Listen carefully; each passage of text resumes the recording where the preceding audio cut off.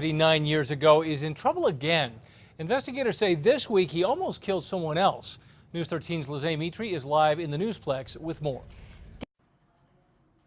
Peter Mendoza, 29-year-old Peter Mendoza did time in prison for almost running over a sheriff's deputy in 2004. Now he's facing possible federal charges after a shooting that put one man in the hospital.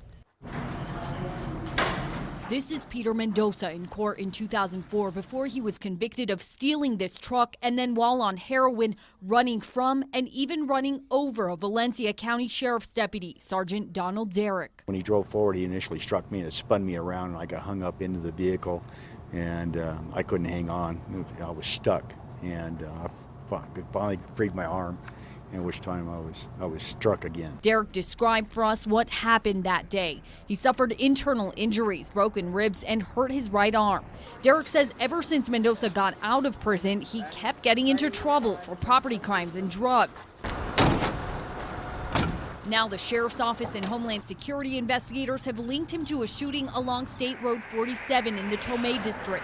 It happened Monday morning and sent one man to UNMH with a bullet wound to his arm. What concerns me is his level of violence has now increased. Derrick says investigators arrested Mendoza last night after a string of search warrants turned up 5 guns, including a stolen one, 2 bulletproof vests, 20 grams of heroin, and a police scanner, all of it linked to Mendoza.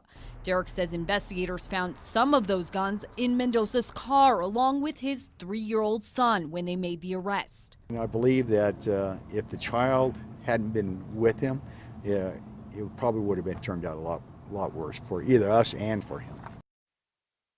Derrick wouldn't say what sparked the argument that led to the shooting Monday, but he says it was an isolated incident. Back to you. All right, Lizzie, thank you. Thank you. The sheriff's office says Mendoza now has charges for guns, drugs, and aggravated battery with a deadly weapon. He's in jail on a $100,000 cash-only bond.